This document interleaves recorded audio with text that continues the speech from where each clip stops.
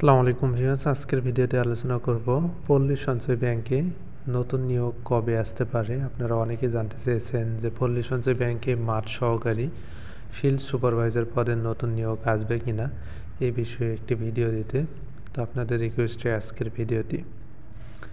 Viewers, আপনারা জানেন যে পল্লী সঞ্চয় ব্যাংকে লাস্ট যে নিয়োগ হয়েছিল মাঠ সহকারী ও ফিল্ড সুপারভাইজার, সেটি 2017 সালের নিয়োগ বিজ্ঞপ্তির সেই নিয়োগ প্রক্রিয়া প্রসেস শেষ হয় 2019 সালে এসে।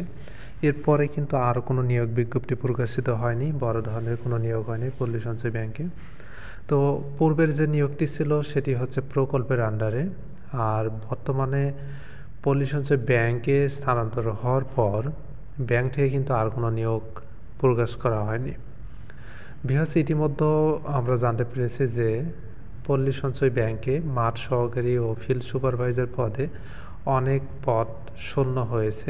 বিশেষ করে মাঠ সহকারী পদে গত যে দুইটি প্রাইমারির শিক্ষকের যে নিয়োগ বিজ্ঞপ্তি প্রকাশিত হয়েছিল এবং নিয়োগ প্রক্রিয়া শেষ হয়েছে, সেখানে বহুল সংখ্যক মাঠ সহকারী শিক্ষকে যোগদান করেছে এবং সেই পদগুলো শূন্য রয়েছে।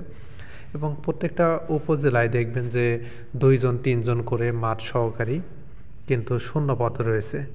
এই তাদের যে কাজটি রয়েছে এটি অন্যান্য মাঠ সহকারীরা ভাগ করে সেই কাজগুলো সম্পন্ন করতেছে, অর্থাৎ অতিরিক্ত দায়িত্ব পালন করতে হচ্ছে।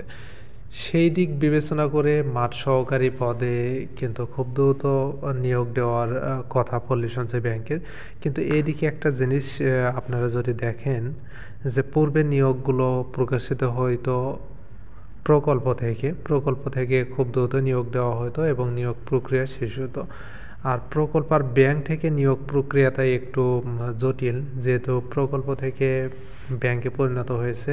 আর পল্লী সঞ্চয় ব্যাংকের যে মাঠ পর্যায়ের যে পদ, এটি হচ্ছে মাঠ সহকারী, অর্থাৎ 14তম গ্রেডের।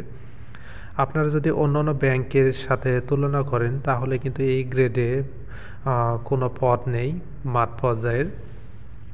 তো ভিউয়ার্স, পল্লী সঞ্চয় ব্যাংক চাচ্ছে যে অন্যান্য ব্যাংকের সাথে সামঞ্জস্য করতে। আপনারা ইতিমধ্যে দেখেছেন যে পল্লী সঞ্চয় ব্যাংকে লাঞ্চ ভাতা চালু করেছে। প্রথমে ছিল 100 টাকা, এরপর 200 টাকা, বর্তমানে 2025 সালে জানুয়ারি মাস থেকে 400 টাকা লাঞ্চ ভাতা হওয়ার কথা রয়েছে।